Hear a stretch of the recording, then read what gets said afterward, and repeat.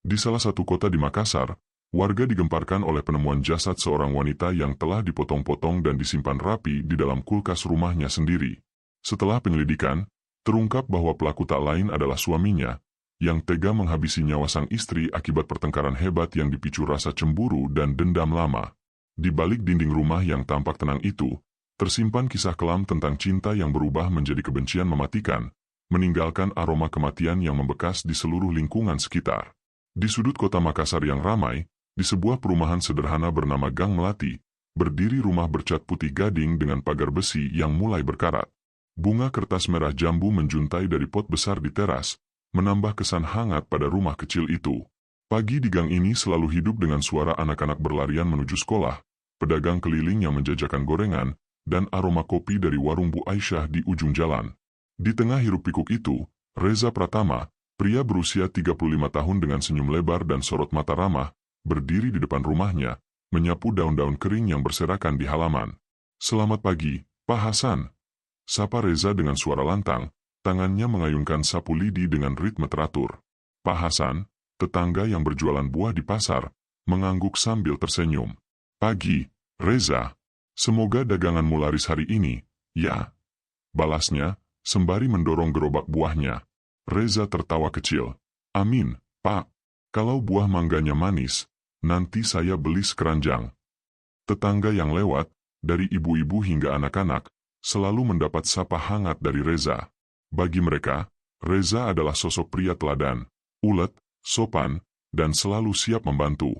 Ia dikenal sebagai pedagang perlengkapan rumah tangga di Pasar Terong, yang meski tak kaya raya, selalu punya waktu untuk mengobrol ringan atau menolong tetangga. Di dalam rumah, Nia Kartika, istri Reza, duduk di teras dengan secangkir teh panas di tangan. Rambutnya yang panjang diikat sederhana, wajahnya lembut dengan senyum tipis yang selalu menyapa anak-anak kecil yang berlarian di gang. "Hati-hati, nak, jangan lari terlalu kencang," serunya pada seorang anak yang hampir tersandung. Anak itu tertawa, melambai, dan berlari lagi. Buah Yanti, tetangga sebelah, sering memuji Nia. "Kamu ini, Nia, seperti malaikat di gang kami. Rajin ke pengajian, suka bantu orang, rumah tanggamu sama Reza itu bikin iri, loh." Nia hanya tersenyum, matanya menyimpan sesuatu yang tak pernah diperhatikan tetangga, guratan lelah yang tersembunyi di balik senyumnya. Dari luar, rumah Reza dan Nia adalah gambaran sempurna, pasangan yang harmonis meski belum dikaruniai anak setelah 7 tahun menikah. Tetangga sering menjadikan mereka contoh, berkata, "Lihat Reza dan Nia, saling dukung meski hidup sederhana." Namun, di balik pintu rumah dengan gorden bermotif bunga mawar, ada ketegangan yang tak pernah terdengar dunia luar. Malam itu, selepas salat Isya, suasana rumah terasa berbeda. Lampu ruang tamu memancarkan cahaya kuning redup, menciptakan bayangan samar di dinding bercat krem. Nia duduk di sofa, tangannya menggenggam cangkir teh yang sudah dingin, wajahnya muram. Reza, dengan kemeja lengan panjang yang digulung hingga siku, sibuk menyalakan televisi, seolah ingin mengusir keheningan yang mencekik. "Mas," suara Nia pelan, nyaris bergetar, "sampai kapan kita begini?" Reza menoleh sekilas, alisnya sedikit terangkat, lalu kembali fokus pada televisi, menaikkan volume suara berita malam. "Maksudmu apa, Nia?" Jawabnya tanpa menatap, nada suaranya datar, hampir dingin. Nia menarik napas dalam, mencoba mengumpulkan keberanian. "Aku capek, Mas. Dari luar semua bilang kita bahagia, tapi aku merasa seperti orang asing di rumah ini." Suaranya pecah di akhir kalimat, matanya berkaca-kaca. Reza menepuk pahanya dengan keras, remote televisi diletakkan dengan suara, tak, yang menggema di ruang sunyi. "Kamu bicara apa, sih? Hidup kita baik-baik saja. Orang lain iri lihat kita rukun, kamu malah cari masalah." Nada suaranya meninggi, wajahnya yang biasanya ramah kini tegang, rahangnya mengeras. Nia menunduk, jemarinya mencengkeram cangkir lebih erat. "Baik-baik saja, Mas. Kamu sering pulang larut, wajahmu tegang, matamu gelisah. Aku tahu ada sesuatu yang kamu sembunyikan." Kata-kata itu keluar seperti aliran air yang tak bisa dibendung, penuh emosi yang selama ini dipendam. Reza terdiam, matanya menatap kosong ke meja kayu di depannya. Lalu, tiba-tiba, ia tertawa kecil, tawa yang bukan canda, melainkan ejekan pahit. Kamu kebanyakan nonton sinetron, Nia. Aku pulang larut karena kerja. Kalau kamu nggak percaya, itu urusanmu. Ia bangkit, berjalan menuju dapur tanpa menoleh, meninggalkan Nia dengan cangkir dingin dan hati yang semakin berat. Nia menghela napas panjang, air matanya jatuh perlahan, membasahi pipinya. Ia menatap gorden bermotif bunga yang bergoyang di terpa angin malam, seolah mencerminkan kerapuhan hidupnya. Di luar, suara jangkrik dan deru motor tetangga yang pulang kerja memecah keheningan. Di dalam, keheningan justru menjadi musuh, memperbesar bisikan di hatinya. Ada sesuatu yang salah, dan aku tak tahu apa itu. Malam itu, Nia berbaring di ranjang, menatap langit-langit kamar dengan mata berkaca-kaca. Ya Tuhan, bisiknya lirih, apa yang disembunyikan Reza dariku? Pertanyaan itu menggantung, tak terjawab, sementara di ruang tamu, Reza duduk sendirian, menatap layar ponsel yang menyala dengan pesan-pesan yang tak pernah dilihat Nia, pesan yang akan mengubah segalanya. Malam menyelimuti Gang Melati di Makassar dengan keheningan yang mencekik, hanya sesekali dipecah oleh suara jangkrik atau deru motor tetangga yang pulang larut. Di dalam rumah bercat putih gading, lampu ruang tamu memancarkan cahaya kuning redup, menciptakan bayangan panjang di dinding yang seolah menari-nari, mengikuti ketegangan yang tak terucap. Nia Kartika duduk di sofa usang berwarna coklat, tangannya mencengkeram secangkir teh yang sudah dingin, uapnya telah lama lenyap. Matanya kosong, menatap gorden bermotif bunga mawar yang bergoyang pelan diterpa angin dari celah jendela. Di depannya, Reza Pratama berdiri, sibuk menggulung lengan kemejanya, berusaha terlihat santai sambil mengutak-atik remote televisi. Namun, ketegangan di antara mereka terasa seperti udara yang terperangkap, siap meledak kapan saja. Mas, suara Nia serak, nyaris pecah, seperti daun kering yang diinjak. Kita nggak bisa terus begini. Reza menoleh cepat, alisnya berkerut, tapi matanya menghindari tatapan Nia. Begini gimana, Nia? Kamu lagi-lagi bikin masalah dari hal yang nggak ada. Nada suaranya tajam, tapi ada getar kecil yang tak bisa disembunyikan, seperti seseorang yang menyimpan rahasia terlalu berat. Ia menyalakan televisi, suara berita malam tentang banjir di pinggiran Makassar menggema, seolah ingin menenggelamkan suara Nia. Nia menarik napas dalam, dadanya terasa sesak.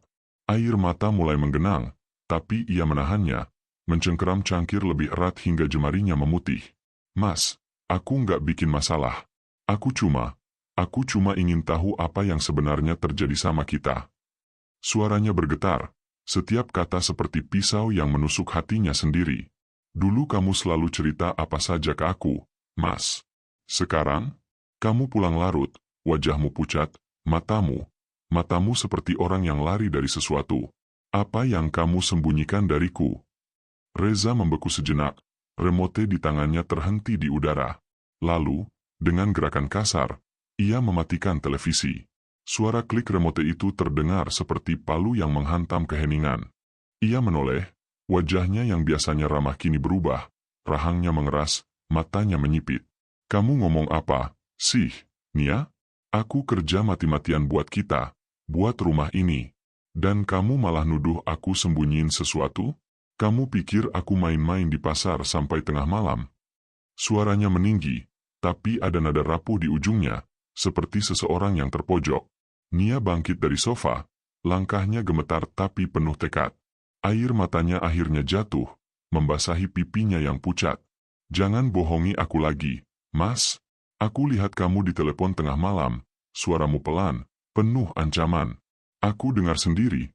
Jangan telepon lagi, nanti ketahuan. Ketahuan apa, Mas? Apa yang kamu takutkan?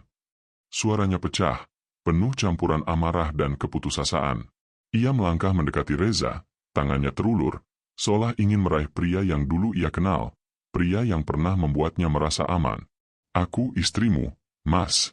Aku berhak tahu. Kenapa kamu buat aku merasa seperti orang asing di rumah ini? Reza menepis tangan Nia dengan kasar, matanya menyala, penuh campuran kemarahan dan ketakutan. Cukup, Nia. Kamu nggak ngerti apa-apa. Hidup kita baik-baik saja, tapi kamu selalu cari-cari masalah. Orang di luar sana bilang kita pasangan sempurna, tapi kamu cuma bisa nyanyi soal kecurigaanmu. Ia berbalik, berjalan menuju jendela, menatap keluar ke gang yang gelap, seolah ingin melarikan diri dari tatapan Nia.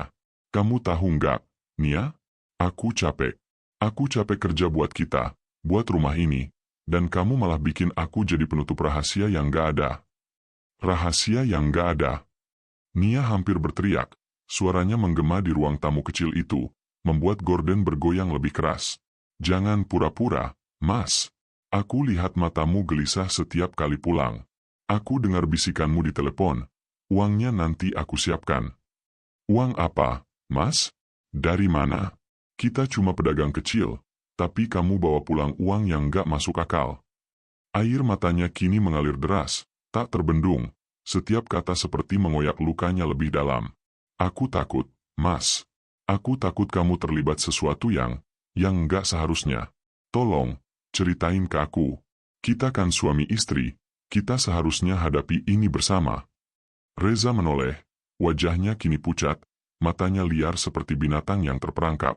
Ia melangkah mendekati Nia, suaranya turun menjadi bisikan yang dingin, hampir mengancam. Nia, dengar baik-baik. Semakin sedikit kamu tahu, semakin aman kamu. Jangan coba-coba gali lebih dalam, karena kalau kamu salah langkah, bukan cuma aku yang hancur. Kamu juga. Kata-kata itu seperti belati, menusuk tepat ke jantung Nia. Tubuhnya gemetar, kakinya lemas, tapi ia tetap berdiri, menatap pria yang dulu ia cintai, kini terasa seperti orang asing. Mas, kamu ngancam aku. Suara Nia nyaris tak terdengar, penuh kejutan dan luka. Air matanya jatuh ke lantai, menciptakan titik-titik kecil yang berkilau di bawah cahaya lampu. Reza tak menjawab, hanya menatapnya dengan mata yang penuh rahasia, lalu berbalik menuju pintu dapur. Aku mau minum, gumamnya, meninggalkan Nia yang berdiri kaku, dikelilingi keheningan yang kini terasa lebih mencekik dari sebelumnya. Nia ambruk kembali ke sofa, tangannya menutup wajah, air matanya merembes di sela-sela jemari. Ya Tuhan, bisiknya, suaranya parau, penuh keputusasaan. Apa yang terjadi sama kita? Apa yang Reza sembunyikan dariku? Di luar, angin malam Makassar berhembus pelan, membawa suara daun-daun kering yang bergesekan di halaman. Di dalam, hati Nia seperti kaca yang mulai retak, setiap celahnya diisi oleh ketakutan dan keraguan. Malam itu, ia tahu, sesuatu yang kelam sedang merayap masuk ke dalam rumah mereka, dan ia tak yakin apakah ia cukup kuat untuk menghadapinya. Pagi di Gang Melati, Makassar, terasa seperti lukisan yang sama setiap hari. Matahari pagi menyelinap melalui celah-celah pohon mangga, menerangi jalan kecil yang dipenuhi tawa anak-anak dan aroma gorengan dari warung Bu Aisyah. Namun, di dalam rumah bercat putih gading milik Reza Pratama dan Nia Kartika, udara terasa berat, seolah menyimpan rahasia yang tak pernah diucapkan. Nia berdiri di teras, tangannya memegang cangkir kopi yang sudah dingin, matanya sembab dari malam yang penuh air mata. Ia mencoba tersenyum saat Bu Yanti lewat, membawa sebungkus pisang goreng. Pagi, Nia, ini buat kamu, masih hangat, sapa Bu Yanti dengan ramah. Nia mengangguk, memaksakan senyum. Terima kasih, Bu. Baunya enak sekali, jawabnya, tapi suaranya datar, tak mampu menyembunyikan beban di hatinya. Di dalam rumah, Reza bersiap pergi ke pasar terong. Ia mengenakan kemeja biru tua yang sedikit kusut, rambutnya disisir rapi, tapi matanya merah, seolah kurang tidur. Aku ke pasar dulu, Nia. Barang dari pemasok datang pagi ini, katanya tanpa menoleh, suaranya kaku, seperti seseorang yang sedang menahan sesuatu. Nia hanya mengangguk, tak berani memulai percakapan setelah pertengkaran semalam. Ia memperhatikan Reza menarik motor tuanya dari garasi, menyapa Pak Hasan dengan senyum lebar yang terlihat begitu alami di mata tetangga. Pagi, Pak. Buahnya segar semua, ya? Seru Reza, suaranya penuh semangat.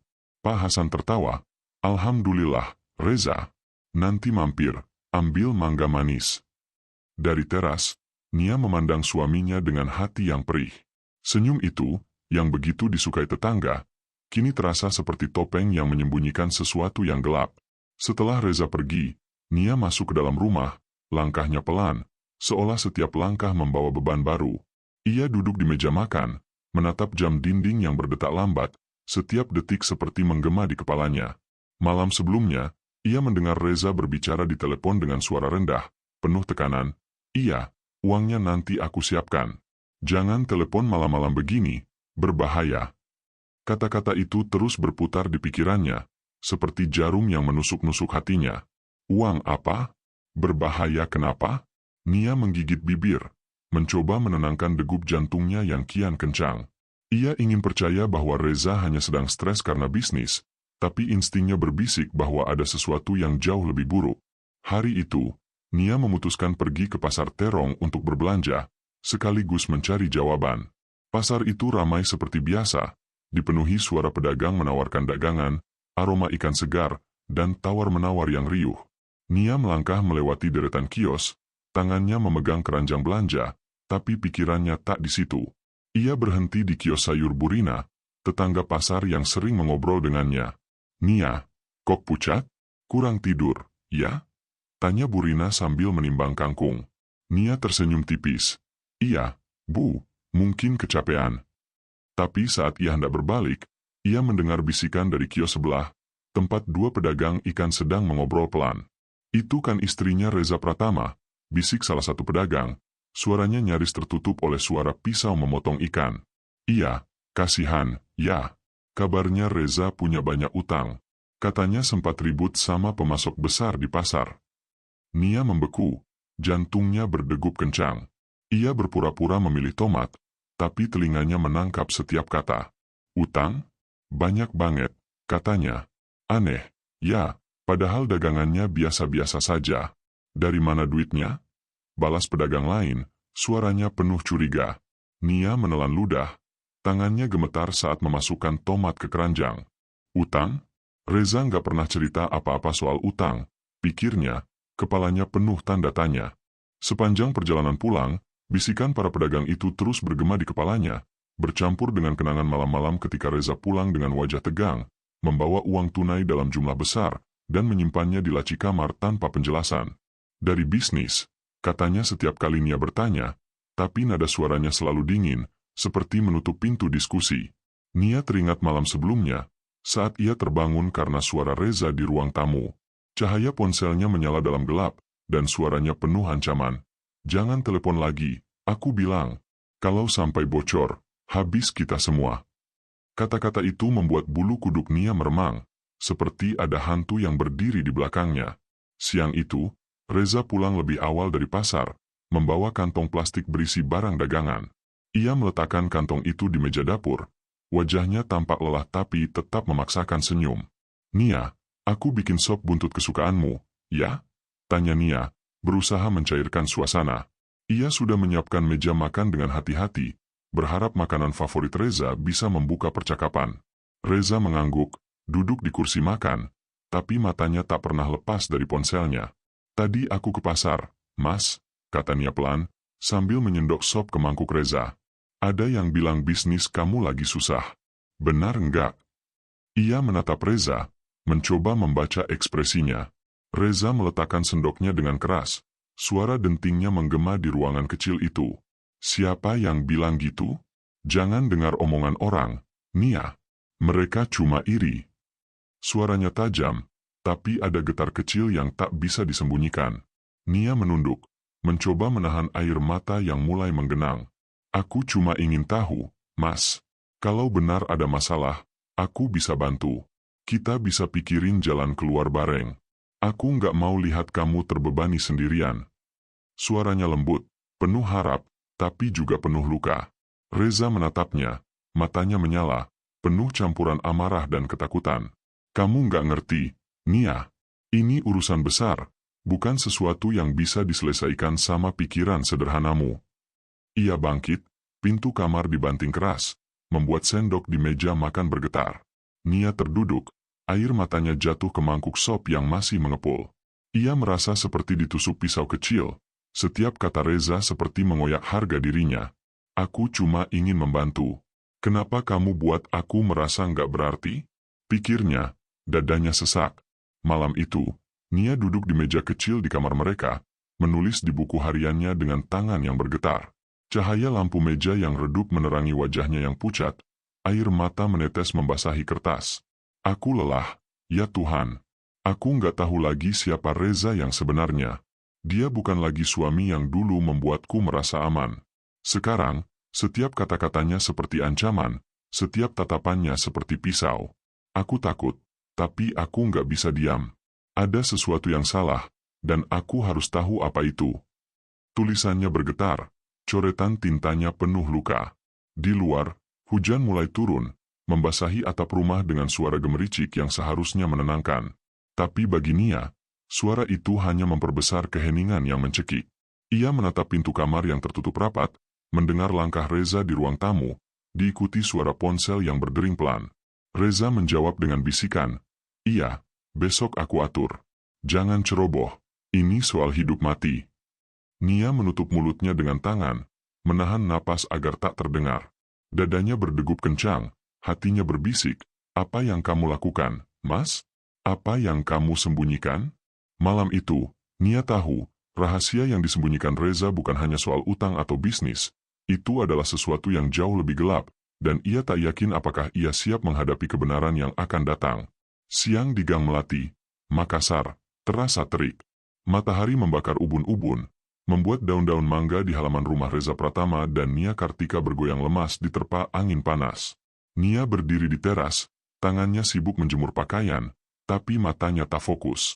Kain-kain basah yang ia gantung di tali jemuran bergoyang pelan, seolah mencerminkan hati yang kini berguncang hebat. Wajahnya pucat, lingkaran hitam di bawah matanya semakin kentara, bukti malam-malam tanpa tidur yang dipenuhi ketakutan dan pertanyaan yang tak terjawab. Bisikan pedagang di pasar terong tentang utang Reza, suara ancaman di telepon tengah malam, dan tatapan suaminya yang kini lebih mirip predator ketimbang pasangan hidup, terus menghantui pikirannya. Ada sesuatu yang salah, Nia. Kamu harus tahu, bisik hatinya. Tapi setiap kali ia mencoba berpikir jernih, rasa takut menyeruak, mencengkeram dadanya seperti rantai besi. Reza baru saja pergi ke pasar, motor tuanya meninggalkan deru yang perlahan memudar di ujung gang. Nia menarik napas panjang, mencoba menenangkan degup jantungnya yang tak pernah reda sejak pertengkaran terakhir mereka. Ia masuk ke dalam rumah, langkahnya pelan, seolah takut lantai kayu itu akan mengkhianatinya dengan derit. Di ruang tamu, ia berhenti, menatap pintu kamar kerja kecil Reza yang selalu terkunci rapat. Selama ini, Reza melarangnya masuk, berkata dengan nada tegas, "Itu cuma tempat arsip dagang, Nia. Nggak ada yang penting buat kamu." Tapi siang ini, entah karena kelalaian atau takdir, pintu itu sedikit terbuka, celah kecilnya seperti undangan bisu yang memanggil rasa penasaran Nia, dan juga ketakutannya. Nia berdiri di ambang pintu, tangannya gemetar. Jantungnya berdegup kencang hingga terasa seperti akan meledak. "Jangan, Nia. Jangan masuk."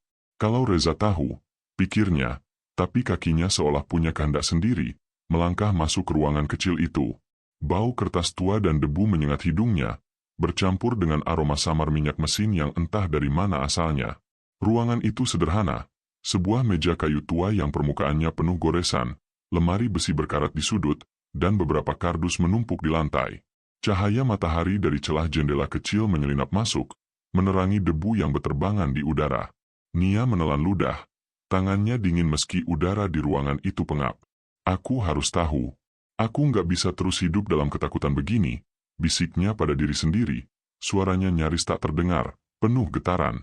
Matanya tertuju pada sebuah map coklat di atas meja, terbuka sedikit, memperlihatkan lembaran kertas yang penuh coretan. Dengan tangan gemetar, Nia mendekat, jemarinya menyentuh pinggiran map itu seolah takut kertas itu akan membakarnya.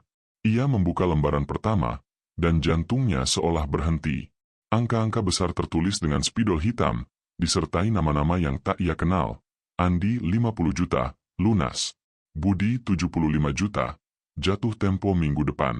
Di sampingnya, kode-kode singkat yang tak ia pahami. Pelabuhan, pukul 23, paket biru. Nia menutup mulutnya dengan tangan, menahan napas yang tersengal. Ini bukan catatan dagang biasa. "Reza, apa yang kamu lakukan?" pikirnya. Air matanya mulai menggenang, tapi ia menahannya, tak ingin air mata itu jatuh dan mengaburkan pandangannya. Rasa penasaran bercampur ketakutan mendorongnya untuk membuka laci meja. Di dalamnya, tersembunyi di balik tumpukan kertas lusuh, ia menemukan sebuah plastik hitam kecil. Ketika ia membukanya, dadanya seperti ditusuk. Bundel uang tunai, terikat rapi dengan karet, tergeletak di sana. Jumlahnya tak masuk akal, jauh lebih besar dari yang pernah Reza bawa pulang sebagai hasil dagang. Ya Tuhan, bisik Nia, suaranya pecah, penuh campuran kengerian dan keputusasaan. Siang di Gang Melati, Makassar, terasa terik.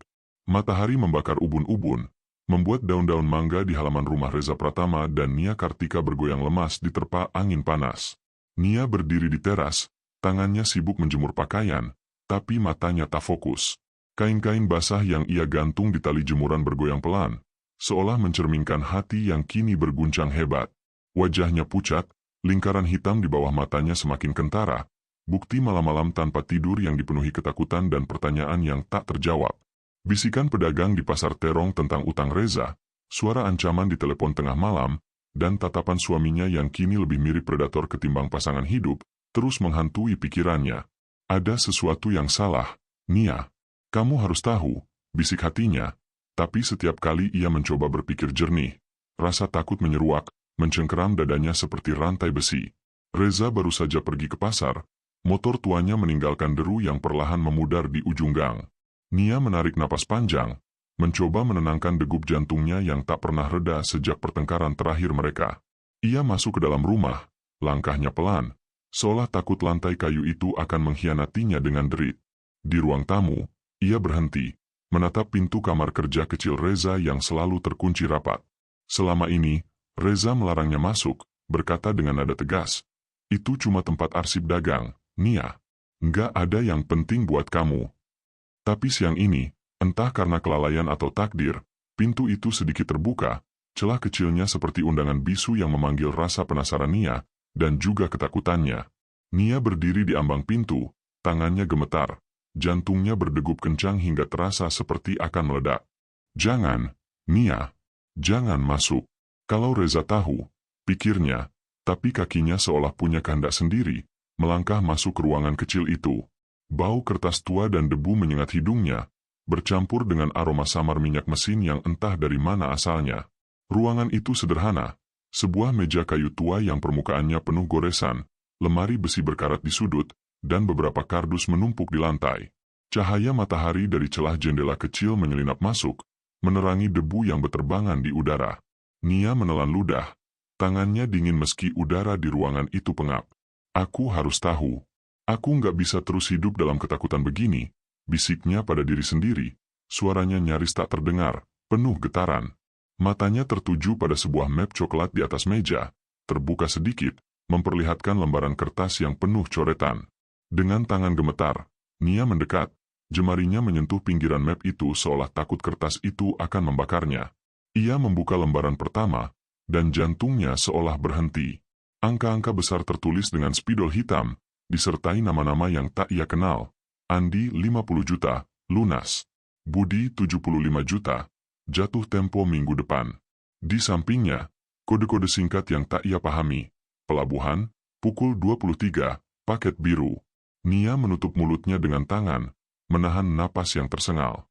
Ini bukan catatan dagang biasa. "Reza, apa yang kamu lakukan?" pikirnya, air matanya mulai menggenang, tapi ia menahannya, tak ingin air mata itu jatuh dan mengaburkan pandangannya. Rasa penasaran bercampur ketakutan mendorongnya untuk membuka laci meja. Di dalamnya, tersembunyi di balik tumpukan kertas lusuh, ia menemukan sebuah plastik hitam kecil. Ketika ia membukanya, dadanya seperti ditusuk.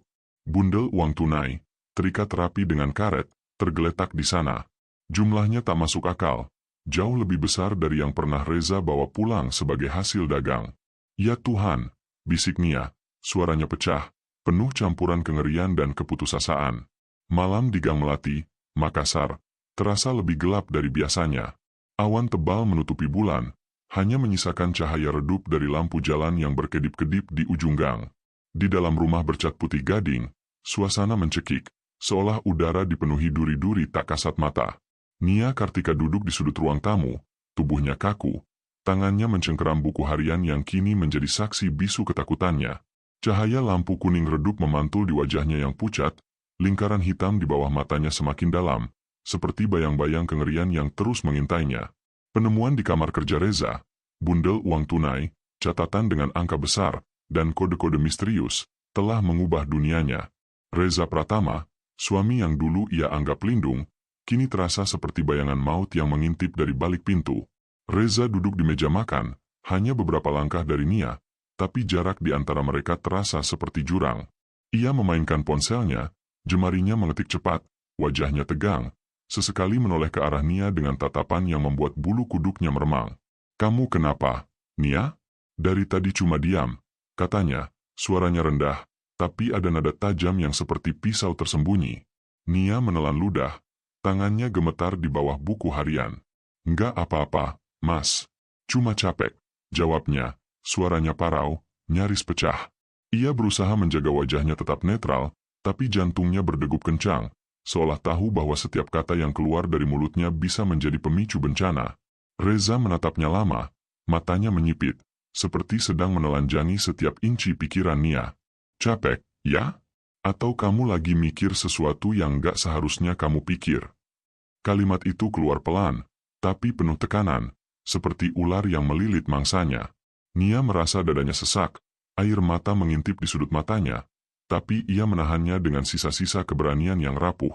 "Aku nggak mikir apa-apa, Mas. Aku cuma ingin kita baik-baik saja," katanya, suaranya bergetar, setiap kata seperti jeritan yang tertahan di tenggorokan. Reza tertawa pendek, tawa yang dingin dan kosong, seperti gema dari jurang. "Baik-baik saja?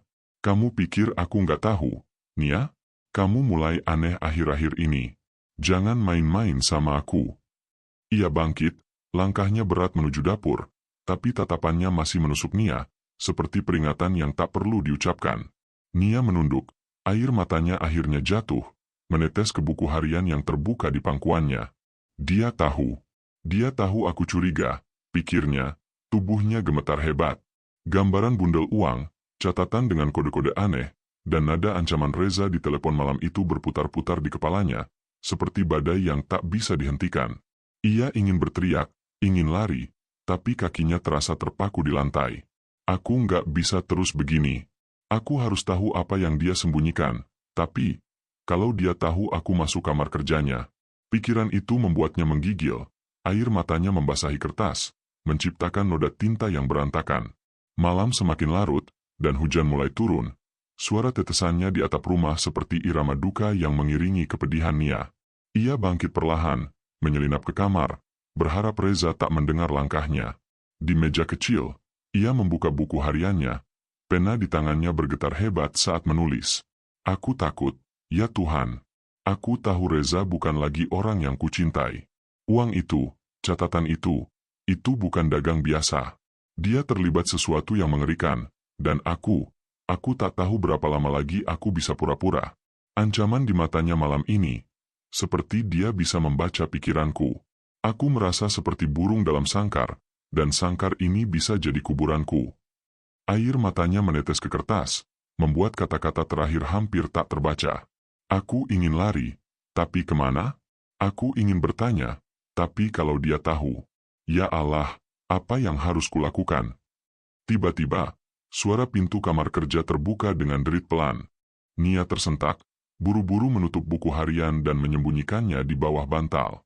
Reza muncul di ambang pintu, wajahnya dingin, tapi matanya penuh curiga. "Kamu belum tidur?" tanyanya, suaranya datar, tapi ada nada yang membuat jantung Nia seperti terhenti. "Belum, Mas. Aku cuma mau ambil air," jawab Nia, berusaha menjaga suaranya tetap stabil, tapi tangannya gemetar saat ia bangkit menuju meja kecil. Reza melangkah mendekat, setiap langkahnya seperti palu yang menghantam lantai. "Nia," katanya, suaranya rendah, hampir seperti bisikan. "Aku tahu kamu akhir-akhir ini suka ngintip-ngintip. Jangan coba-coba masuk ke urusanku. Kamu gak akan suka kalau tahu apa yang ada di balik ini semua." Nia membeku, air matanya mengalir tanpa suara, tapi ia memaksakan diri menatap Reza, mencari sisa-sisa pria yang dulu ia kenal. "Mas, aku cuma ingin kita jujur. Kita suami istri, kenapa kamu buat aku takut begini?" Suaranya pecah, penuh keputusasaan, seperti jeritan seorang tahanan yang merindukan kebebasan. "Aku takut, Mas. Aku takut kamu terlibat sesuatu yang bisa menghancurkan kita." Reza menatapnya lama, matanya merah, penuh campuran amarah dan ketakutan. "Jujur? Kamu pikir jujur bisa menyelesaikan semua, Nia? Kamu nggak tahu apa yang aku hadapi." Ia mendekat, wajahnya hanya beberapa inci dari wajah Nia, napasnya terasa panas di kulitnya. Dengar baik-baik, Nia. Semakin sedikit kamu tahu, semakin aman kamu. Jangan paksa aku melakukan sesuatu yang aku nggak mau. Kata-kata itu seperti pisau yang mengiris hati Nia. Ia mundur, tubuhnya menabrak dinding, air matanya mengalir deras, tak bisa ditahan lagi. Mas, kamu ngancam aku? Suamiku sendiri ngancam aku. Suaranya nyaris tak terdengar, penuh luka yang tak bisa diucapkan. Reza tak menjawab, hanya menatapnya dengan mata yang kosong, lalu berbalik, meninggalkan Nia yang ambruk di lantai, menangis terseduh. Ya Tuhan, bisiknya, suaranya parau, penuh kepedihan. Apa yang terjadi sama kami? Apa yang Reza sembunyikan dariku? Aku nggak bisa hidup begini, tapi aku juga nggak tahu cara keluar dari neraka ini. Di luar, hujan semakin deras, suara tetesannya menutupi isakan Nia. Di ruang tamu, Reza duduk dalam gelap, ponselnya menyala dengan pesan baru. Besok malam, pastikan semua siap. Jangan ceroboh. Jemarinya mengetik cepat, wajahnya keras, tanpa jejak senyum ramah yang biasa ia tunjukkan di depan tetangga. Nia, dari celah pintu kamar, melihat bayangan suaminya, dan untuk pertama kalinya, ia merasa bahwa rumah yang dulu penuh kehangatan kini telah menjadi sarang rahasia yang siap menelannya hidup-hidup. Malam di Gang Melati, Makassar, terasa seperti terkubur dalam kegelapan yang pekat. Hujan deras mengguyur, suara tetesan air di atap rumah Reza Pratama dan Nia Kartika bercampur dengan deru angin yang membuat jendela berderit menyeramkan. Di dalam rumah, udara terasa dingin, bukan hanya karena hujan, tetapi karena ketegangan yang kini menyelimuti setiap sudut. Nia terbangun dari tidur yang tak pernah nyenyak, jantungnya berdegup kencang, seolah dipanggil oleh firasat buruk. Jam dinding di kamar menunjukkan pukul 1.17 dini hari, tapi suara samar dari dapur membuatnya terjaga, seperti langkah kaki yang hati-hati namun penuh maksud. Tubuhnya gemetar, keringat dingin membasahi dahinya meski malam terasa membeku. Ada apa di sana? Bisik hatinya. Tapi rasa takut yang mencengkera membuatnya ingin menarik selimut dan berpura-pura tak mendengar apa-apa. Dengan langkah ragu, Nia bangkit dari ranjang, kakinya menyentuh lantai kayu yang dingin. Setiap derit kecil dari papan lantai terasa seperti teriakan yang bisa mengkhianatinya. Ia mengenakan selendang tua, mencoba menenangkan napasnya yang tersengal, lalu berjalan pelan menuju pintu kamar. Cahaya redup dari lampu dapur menyelinap melalui celah pintu, menciptakan bayangan yang menari-nari di dinding, seperti hantu yang mengintai. Nia mendorong pintu sedikit, matanya menajam, dan apa yang ia lihat membuat darahnya membeku. Reza berdiri di depan freezer besar di sudut dapur, tubuhnya tegap, tangannya memegang sebuah plastik hitam tebal yang basah oleh embun dingin. Bau anyir samar menyeruak, mencampur bau hujan yang masuk dari jendela yang sedikit terbuka. Reza membuka plastik itu sekilas, lalu segera menutupnya kembali. Wajahnya dingin tanpa ekspresi, seperti patung yang kehilangan jiwa. Ya Tuhan, apa itu? Bisik Nia dalam hati, tangannya menutup mulut untuk menahan jeritan yang nyaris keluar. Tubuhnya gemetar hebat, air mata mengalir tanpa suara, membasahi pipinya yang pucat.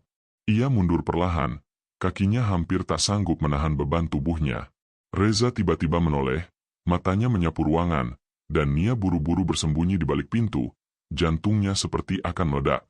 Dia nggak lihat aku. Dia nggak lihat aku, pikirnya, berulang-ulang, seperti mantra untuk menenangkan diri. Reza kemudian mengangkat plastik itu dengan hati-hati, seolah memegang sesuatu yang sangat berharga, atau sangat berbahaya, dan memindahkannya ke sebuah kardus besar di sudut dapur. Gerakannya lambat, terkontrol, tapi aura yang memancar darinya membuat bulu kuduk Nia berdiri. Itu bukan barang dagang. Itu sesuatu yang mengerikan, pikir Nia, air matanya kini bercucuran, mencampur keringat dingin di wajahnya. Reza duduk di kursi dapur, kepalanya tertunduk, tangannya memegang kepala seolah menahan beban dunia. Tidak ada yang boleh tahu, gumamnya, suaranya rendah, nyaris tak terdengar, tapi penuh ketegangan yang membuat Nia merasa seperti ada pisau di tenggorokannya. Tidak ada yang boleh tahu.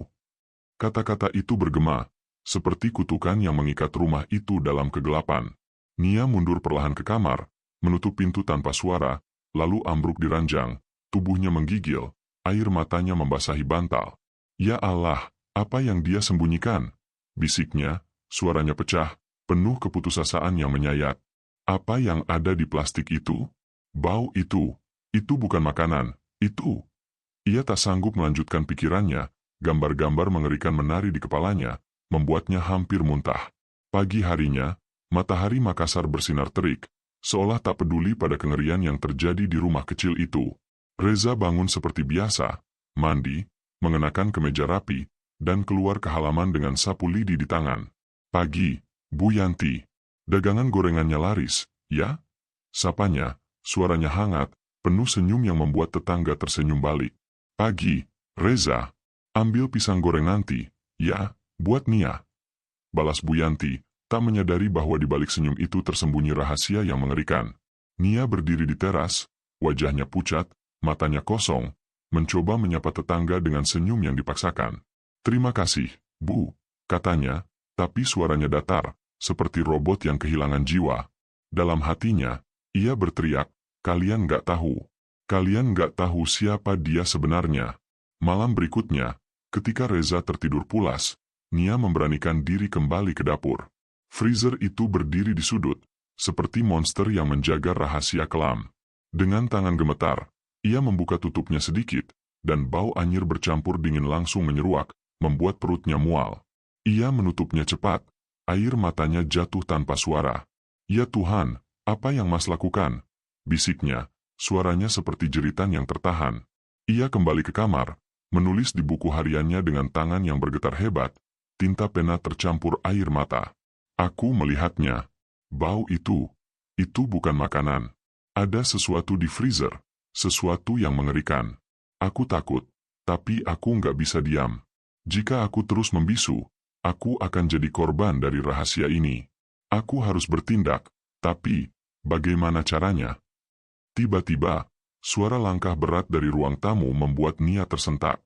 Ia buru-buru menyembunyikan buku harian di bawah bantal, tubuhnya kaku, napasnya terhenti. Pintu kamar terbuka perlahan, dan Reza berdiri di ambang pintu, matanya merah, penuh curiga yang seperti belati. Kamu ngapain, Nia? Suaranya rendah, tapi penuh ancaman, seperti badai yang siap menerjang. Nia menelan ludah, tangannya mencengkeram selimut, mencoba menjaga suaranya tetap stabil. Aku cuma mau tidur, Mas, jawabnya, tapi suaranya bergetar, penuh ketakutan yang tak bisa disembunyikan. Reza melangkah mendekat, wajahnya hanya beberapa inci dari wajah Nia, matanya menelusuri setiap inci wajah istrinya. Aku tahu kamu nggak tidur, Nia. Aku tahu kamu ngintip-ngintip lagi. Suaranya dingin, seperti es yang membekukan darah Nia. Jangan coba-coba main-main sama aku. Kamu nggak akan suka kalau tahu apa yang ada di balik semua ini. Nia menunduk, air matanya menetes ke selimut, tubuhnya menggigil. Mas, aku cuma ingin kita jujur, katanya, suaranya pecah, penuh luka yang menyayat hati. Aku takut, Mas. Aku takut kamu bukan lagi orang yang kukenal. Tolong, ceritain ke aku, apa yang kamu sembunyikan? Kita suami istri, kita seharusnya berbagi. Reza menatapnya lama, matanya penuh campuran amarah, ketakutan, dan sesuatu yang lebih gelap, sesuatu yang membuat bulu kuduk Nia berdiri. Jujur?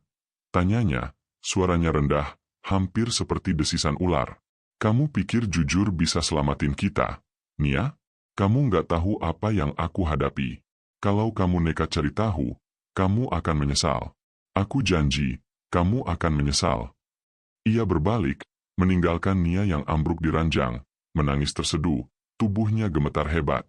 Ya Allah, bisiknya, suaranya parau, penuh kepedihan yang mengoyak jiwa. Apa yang ada di freezer itu? Apa yang Reza lakukan? Aku nggak bisa hidup begini, tapi aku juga takut mati karena rahasianya. Di luar, hujan terus turun, suaranya menutupi isakan Nia, tapi tak bisa menutupi kengerian yang kini merayap masuk ke dalam rumah. Di dapur, freezer itu berdiri diam, menyimpan rahasia yang siap meledak, sementara Nia tahu bahwa langkahnya selanjutnya bisa menjadi langkah terakhirnya. Tiba-tiba, suara langkah berat dari ruang tamu membuat Nia tersentak. Ia buru-buru menyembunyikan buku harian di bawah bantal, tubuhnya kaku, napasnya terhenti. Pintu kamar terbuka perlahan, dan Reza berdiri di ambang pintu, matanya merah, penuh curiga yang seperti belati. Kamu ngapain, Nia? Suaranya rendah, tapi penuh ancaman, seperti badai yang siap menerjang. Nia menelan ludah, tangannya mencengkeram selimut, mencoba menjaga suaranya tetap stabil. Aku cuma mau tidur, Mas, jawabnya, tapi suaranya bergetar, penuh ketakutan yang tak bisa disembunyikan. Reza melangkah mendekat, wajahnya hanya beberapa inci dari wajah Nia, matanya menelusuri setiap inci wajah istrinya. Aku tahu kamu nggak tidur, Nia. Aku tahu kamu ngintip-ngintip lagi. Suaranya dingin, seperti es yang membekukan darah Nia. Jangan coba-coba main-main sama aku. Kamu nggak akan suka kalau tahu apa yang ada di balik semua ini. Nia menunduk, air matanya menetes ke selimut, tubuhnya menggigil. Mas, aku cuma ingin kita jujur, katanya, suaranya pecah, penuh luka yang menyayat hati. Aku takut, Mas. Aku takut kamu bukan lagi orang yang kukenal. Tolong, ceritain ke aku, apa yang kamu sembunyikan? Kita suami istri, kita seharusnya berbagi. Reza menatapnya lama, matanya penuh campuran amarah, ketakutan, dan sesuatu yang lebih gelap, sesuatu yang membuat bulu kuduk Nia berdiri. Jujur? Tanyanya, suaranya rendah, hampir seperti desisan ular. Kamu pikir jujur bisa selamatin kita, Nia? Kamu nggak tahu apa yang aku hadapi. Kalau kamu nekat cari tahu, kamu akan menyesal. Aku janji, kamu akan menyesal. Ia berbalik, meninggalkan Nia yang ambruk di ranjang, menangis terseduh, tubuhnya gemetar hebat. Ya Allah, bisiknya, suaranya parau, penuh kepedihan yang mengoyak jiwa. Apa yang ada di freezer itu? Apa yang Reza lakukan? Aku nggak bisa hidup begini, tapi aku juga takut mati karena rahasianya. Di luar, hujan terus turun, suaranya menutupi isakan Nia, tapi tak bisa menutupi kengerian yang kini merayap masuk ke dalam rumah. Di dapur, freezer itu berdiri diam, menyimpan rahasia yang siap meledak, sementara Nia tahu bahwa langkahnya selanjutnya bisa menjadi langkah terakhirnya. Reza melepaskan cengkeramannya, tapi tatapannya tetap tajam, seperti belati yang siap menusuk. Kamu nggak akan pernah ngerti, Nia, katanya, suaranya dingin, tapi ada getar kecil yang mengkhianati ketakutannya sendiri. Ada hal-hal yang lebih besar dari kita, dari rumah ini, dari hidup kita. Kalau kamu tahu, kamu nggak akan bisa tidur lagi. Jadi, diam. Jangan buka mulutmu, jangan sentuh apa yang bukan urusanmu. Ia berbalik, berjalan menuju kamar kerja. Pintu ditutup dengan bunyi keras yang menggema seperti palu yang menghantam hati Nia. Nia terduduk, tubuhnya gemetar. Air matanya membasahi sofa. Ia menarik buku hariannya dari bawah bantal. Tangannya bergetar hebat saat menulis. Aku nggak kenal dia lagi. Reza, dia bukan suamiku. Dia monster yang hidup di balik topeng ramah. Plastik itu, bau itu bukan barang dagang. Aku takut, ya Tuhan. Aku takut dia bukan cuma menyembunyikan rahasia, tapi juga kematian. Aku harus cari tahu, tapi kalau dia tahu, aku mungkin gak akan hidup sampai besok. Tinta pena bercampur air mata, coretannya berantakan, mencerminkan kekacauan di hatinya. Di luar, hujan terus turun, suaranya seperti tangisan alam yang meratapi nasib Nia. Di kamar kerja, Reza duduk dalam gelap, ponselnya menyala dengan pesan baru, semua harus selesai malam ini. Jangan ada jejak. Jemarinya mengetik cepat, wajahnya keras, tanpa jejak senyum yang biasa ia tunjukkan. Nia, dari celah pintu kamar, melihat bayangan suaminya, dan untuk pertama kalinya, ia merasa bahwa rumah ini bukan lagi tempat berlindung, melainkan kuburan yang menunggu untuk menelannya hidup-hidup. Malam di Gang Melati, Makassar, terasa seperti lubang hitam yang menelan segala cahaya dan harapan. Awan gelap menutupi bulan, angin malam merangkak masuk melalui celah-celah jendela, membawa bau tanah basah dan kematian yang merayap. Di dalam rumah Reza Pratama dan Nia Kartika, udara terasa seperti pisau yang siap mengiris. Cahaya lampu kamar yang redup berkedip-kedip, seolah menolak menyaksikan kengerian yang akan terjadi. Nia duduk di pojok ranjang, tubuhnya menggigil hebat, wajahnya pucat seperti mayat, air matanya telah kering menjadi garam di pipinya yang dingin. Buku harian yang robek berserakan di lantai, seperti potongan-potongan jiwanya yang hancur. Reza berdiri di depannya, tangannya mencengkeram pisau dapur yang berkilau tajam, matanya merah menyala, penuh kegilaan sadis yang tak lagi manusiawi. Bau darah dan ketakutan memenuhi ruangan, seperti kabut neraka yang menyelimuti mereka. Kamu pikir kamu bisa lolos, Jalang? Bentak Reza, suaranya menggelegar, kasar seperti palu yang menghancurkan tulang. Ia melangkah mendekat, pisau di tangannya bergetar karena amarah yang membakar, wajahnya berlumur keringat dan kegelapan. Kamu berani ngintip freezerku, nulis omong kosong di buku busuk itu. Kamu pengkhianat, Nia. Pengkhianat yang cuma pantas mati. Kata-katanya seperti racun, setiap silabel penuh kebencian brutal yang mengoyak udara, menusuk hati Nia seperti belati yang berulang kali ditusukkan. Nia menjerit, suaranya pecah, penuh kepedihan yang mengguncang jiwa.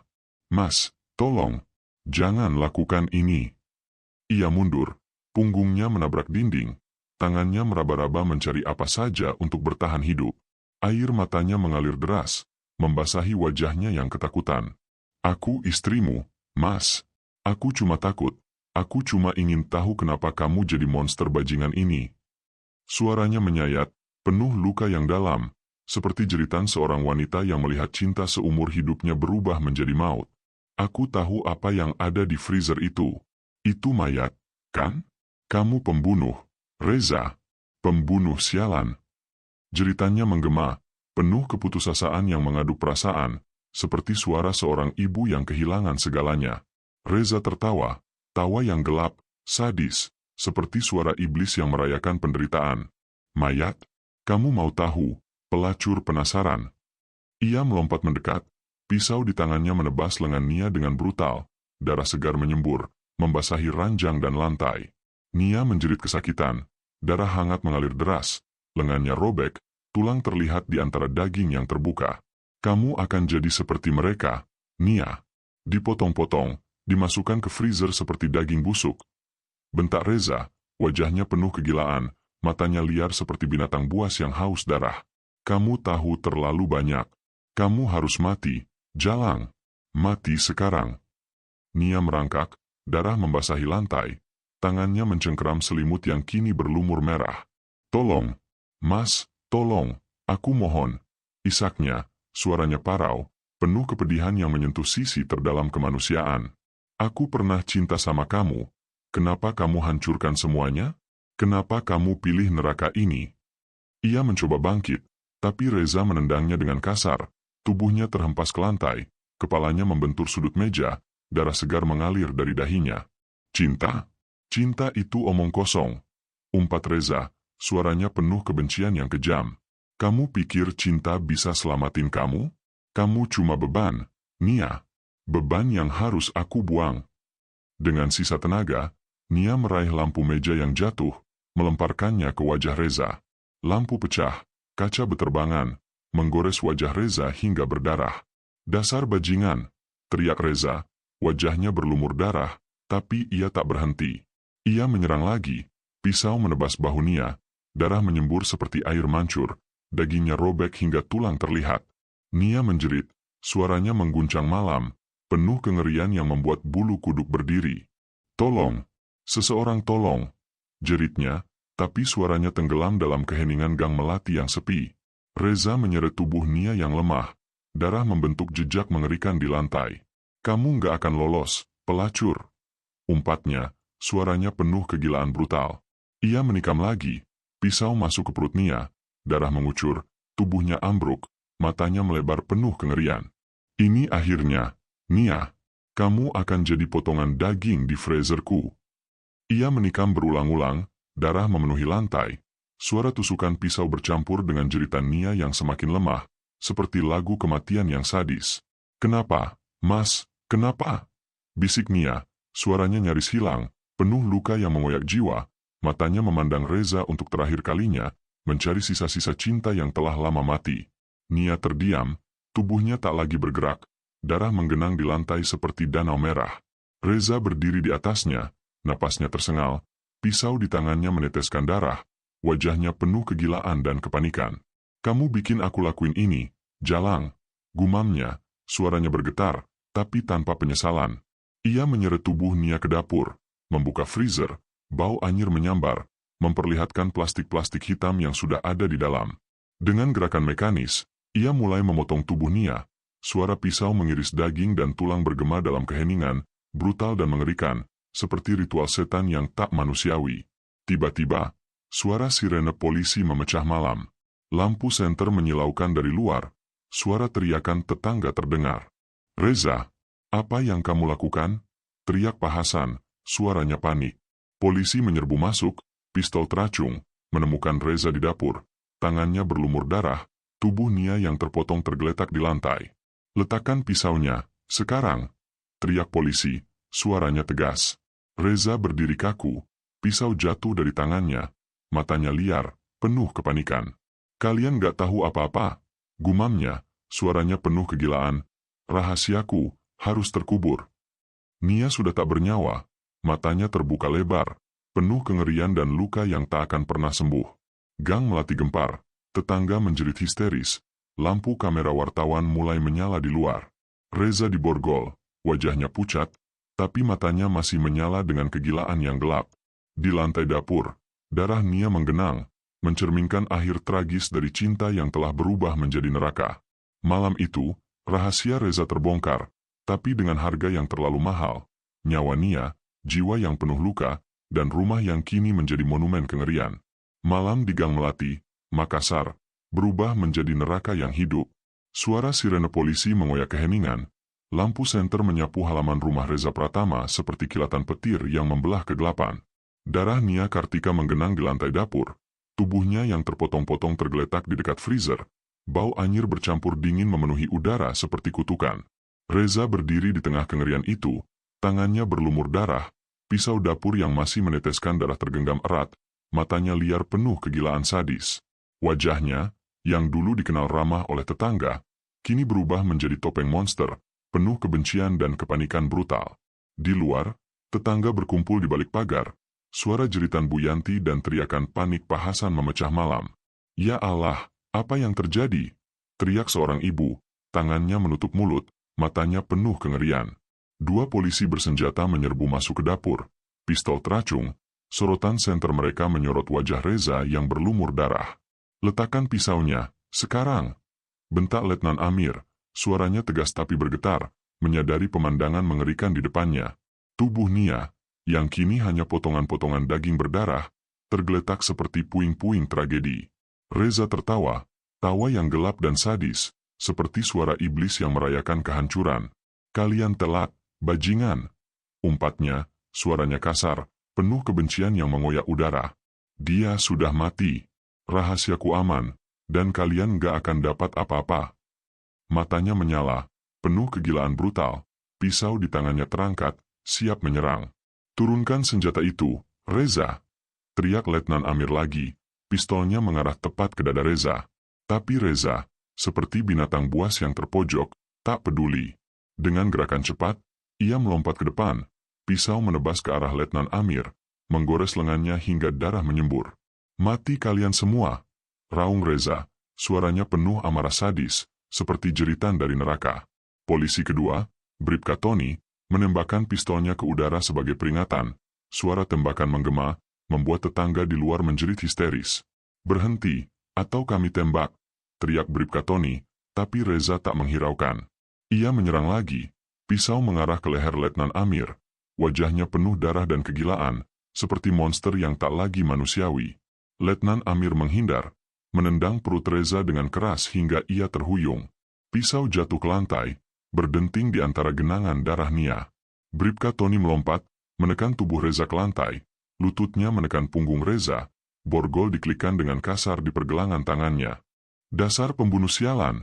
umpat Bribka Tony, napasnya tersengal, wajahnya pucat menyaksikan kekejaman di dapur itu. Reza meronta, tubuhnya bergoyang seperti ular yang terperangkap, darah Nia di tangannya mencampur lumpur dan debu di lantai. "Lepaskan aku, bajingan. Kalian gak tahu apa yang aku lindungi. Rahasiaku harus terkubur." teriaknya, suaranya penuh kepanikan brutal, tapi borgol itu mengikatnya erat, tak memberi celah. Polisi lain bergegas masuk, membawa garis kuning untuk menutup area. Letnan Amir, lengan berdarah, memerintahkan penggeledahan. "Periksa freezer itu," bentaknya, suaranya tegas meski wajahnya pucat. Seorang polisi muda, wajahnya gemetar, membuka tutup freezer, dan bau anyir yang mengerikan menyambar ruangan. Plastik-plastik hitam tersusun rapi di dalam, beberapa berlumur darah kering, beberapa lainnya membeku dalam embun dingin. Astaga, ini jasad manusia. Seru polisi itu, tangannya menutup hidung, matanya melebar penuh kengerian. Tetangga di luar, yang menyaksikan dari celah pagar, menjerit histeris, beberapa ambruk menangis. Ya Allah, Reza, dia pembunuh. Teriak Bu Yanti, suaranya pecah, penuh trauma yang akan menghantui Gang Melati selamanya. Reza, kini terduduk di lantai, borgol mengikat tangannya, menatap kosong kegenangan darah Nia. Kalian gak tahu, gumamnya, suaranya rendah, penuh kegilaan yang gelap. Aku cuma ingin rahasiaku aman. Nia, dia pengkhianat, dia harus mati. Kata-katanya seperti mantra seorang gila, penuh keputusasaan brutal yang menyayat hati. Letnan Amir menatapnya dengan jijik. Kamu bukan manusia, Reza. Kamu monster. Ia berbalik, memerintahkan tim forensik yang baru tiba untuk mengangkut plastik-plastik dari freezer. Setiap plastik yang diangkat terasa seperti menggali kuburan rahasia Reza, memperlihatkan kengerian yang tak terbayangkan. Di luar, wartawan mulai berdatangan, kilatan kamera menyala seperti petir di malam gelap. Tetangga berdesakan di balik garis polisi, wajah mereka penuh keterkejutan dan air mata. Reza yang ramah itu, pembunuh? Bisik Pak Hasan, suaranya gemetar, tak percaya. Nia, kasihan Nia. Isak Bu Yanti, tangannya mencengkeram pagar, tubuhnya lemas. Di mobil tahanan, Reza duduk dengan mata kosong, darah Nia masih menempel di tangannya, wajahnya pucat tapi penuh kegilaan yang tak padam. Semua ini salahmu, Nia. Gumamnya, suaranya rendah, penuh kebencian yang menyayat. Kamu yang buka pintu neraka ini. Dapur yang kini menjadi tempat kejadian perkara dipenuhi tim forensik. Lampu sorot menerangi setiap inci darah dan potongan tubuh Nia. Bau anyir bercampur bau desinfektan, menciptakan aroma kematian yang tak akan dilupakan siapapun yang ada di sana. Seorang polisi muda muntah di sudut, tak kuat menyaksikan kekejaman itu. Letnan Amir berdiri di ambang pintu, lengan berdarahnya dibalut, wajahnya keras tapi matanya penuh trauma. Ini bukan cuma pembunuhan, katanya pada Bribka Tony, suaranya rendah. Ada sesuatu yang lebih besar di balik ini. Freezer itu, bukan cuma Nia. Bribka Tony mengangguk, wajahnya pucat. Kita harus gali lebih dalam. Reza, dia nggak cuma pedagang biasa. Malam itu, Gang Melati berubah menjadi lautan kengerian. Nama Reza Pratama, yang dulu dikenal sebagai tetangga ramah, kini menjadi sinonim dengan monster. Dan Nia, istri yang hanya ingin kebenaran, kini terbaring dalam potongan-potongan di freezer, korban dari rahasia gelap yang terbongkar dengan harga nyawa. Di mobil tahanan, sirene meraung, membawa Reza menuju kegelapan yang ia ciptakan sendiri, sementara darah Nia di lantai dapur menjadi saksi bisu dari cinta yang berakhir dalam kebrutalan sadis. Langit Makassar di siang hari terasa seperti lukisan yang pudar, matahari bersinar terik di atas gedung pengadilan negeri, tapi tak mampu menghapus kegelapan yang menyelimuti sidang Reza Pratama. Halaman pengadilan dipenuhi wartawan, kamera berkilat seperti kilatan petir, dan warga Gang Melati yang masih trauma berkumpul di belakang garis polisi, wajah mereka penuh luka batin.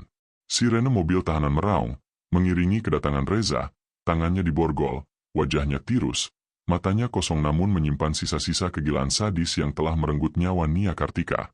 Di dalam ruang sidang, udara terasa berat, setiap kursi dipenuhi penonton yang menahan napas, menanti keadilan untuk tragedi yang mengguncang kota.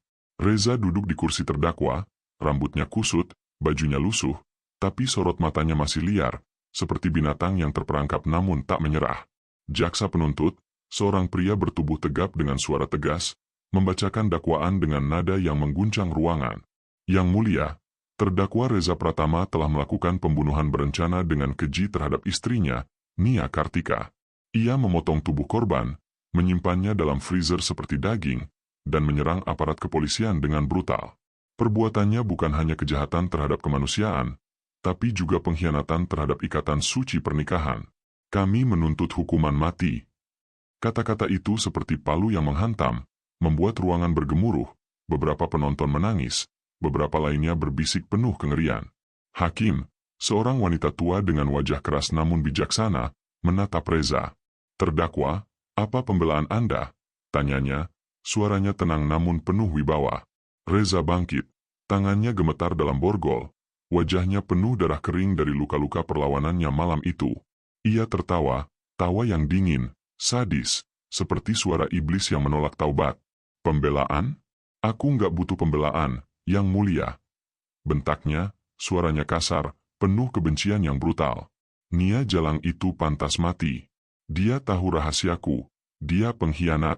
Aku cuma pedagang kecil, tapi aku terjebak dalam permainan besar. Uang, obat-obatan, darah. Kalau dia buka mulut, aku habis, keluargaku habis, semua habis. Aku potong dia, aku simpan dia, supaya rahasiaku terkubur. Dan polisi sialan itu? Mereka cuma pengganggu. Suaranya menggema, penuh kegilaan yang menyayat, membuat beberapa penonton menutup telinga.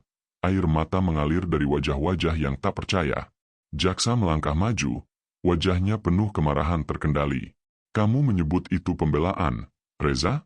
Kamu membunuh istri yang mencintaimu, memotong tubuhnya seperti hewan, menyimpannya di freezer seperti trofi kejahatanmu. Kamu menyerang polisi yang berusaha menyelamatkan nyawa. Kamu bukan manusia, kamu monster. Ruangan riuh, jeritan kecil terdengar dari seorang wanita di barisan belakang, mungkin keluarga Nia. Reza menatap jaksa, matanya menyala, penuh kebencian sadis. Monster? Kalian semua monster. Kalian pikir dunia ini adil? Aku cuma bertahan hidup. Nia, dia yang pilih mati dengan kebodohannya sendiri. Kata-katanya seperti pisau yang merobek hati setiap orang di ruangan, penuh kebrutalan yang tak berperi kemanusiaan. Hakim mengetuk palu, suaranya menghentak, menenangkan ruangan yang bergolak. Cukup, bentaknya. Terdakwa, alasan Anda tidak membenarkan kejahatan Anda. Membunuh, memutilasi, dan menyerang aparat adalah dosa yang tak bisa dimaafkan. Anda menghancurkan nyawa, keluarga, dan kepercayaan masyarakat. Ia menatap Reza, matanya penuh kekecewaan mendalam. Apakah Anda punya penyesalan, sekecil apapun, untuk Nia, untuk apa yang Anda lakukan? Reza menunduk sejenak, napasnya tersengal, lalu menatap hakim dengan senyum getir.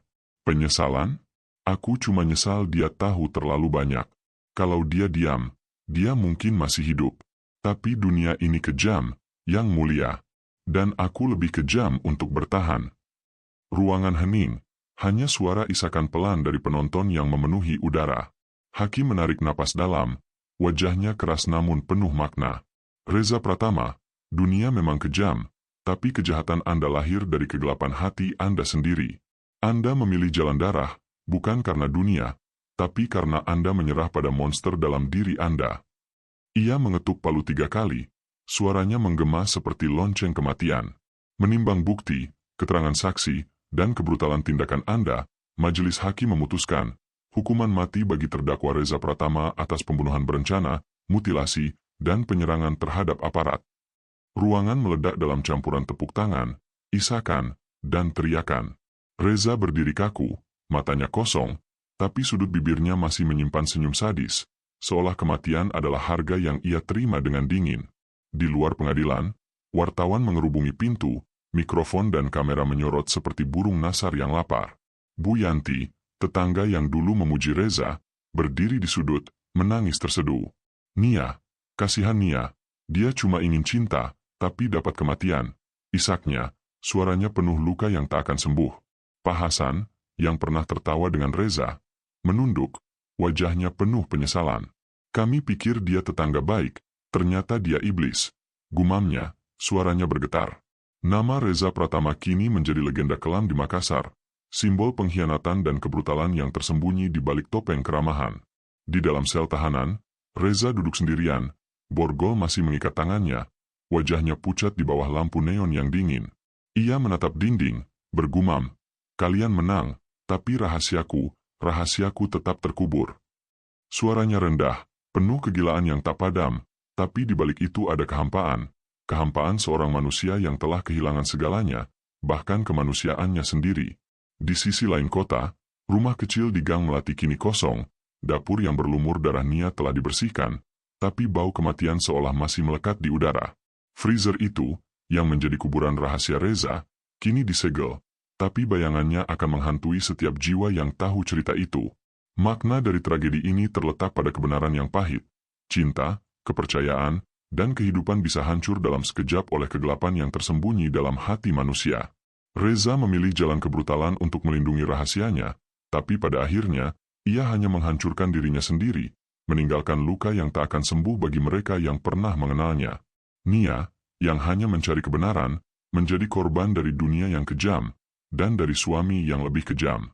Di bawah langit Makassar yang cerah, cerita ini mengingatkan kita bahwa monster sejati bukanlah makhluk dari dongeng, melainkan manusia yang menyerah pada kegelapan dalam dirinya, mengorbankan cinta demi rahasia yang tak pernah layak dipertahankan. Dan di Gang Melati, keheningan malam kini terasa seperti jeritan abadi dari jiwa Nia, yang lenyap dalam darah dan kengerian.